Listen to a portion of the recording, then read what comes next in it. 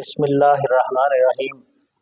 جو کوئی مسلمان کسی مصیبت میں مبتلا ہو، پریشانی میں مبتلا ہو، اس پر بہت زیادہ قرضہ ہو، دکھوں اور غموں نے اسے گھیر لیا ہو، تو یہ مشکات شریف میں ایک حدیث آتی ہے اور یہ دعا ہے۔ جو کوئی اس دعا کو پڑھے گا اللہ تعالیٰ اسے دنیا اور دینی پریشانیوں سے، مصیبتوں سے، غموں سے نجات عطا فرمائے گا۔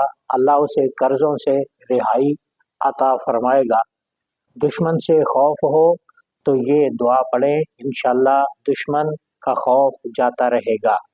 وہ دعا یہ ہے: اللہم انی اعوذ بک من الہم والحزن والعجز والکسل والجبن والبخل ودلع الدین وغلبۃ الرجال۔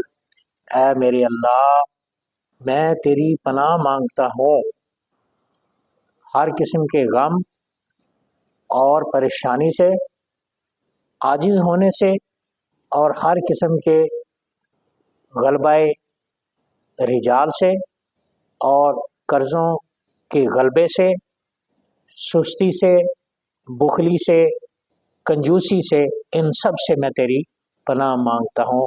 خوب پڑھیں اور آگے اہل اسلام کو بتائیں۔ جزاک اللہ، بارک اللہ، احسن الجزا۔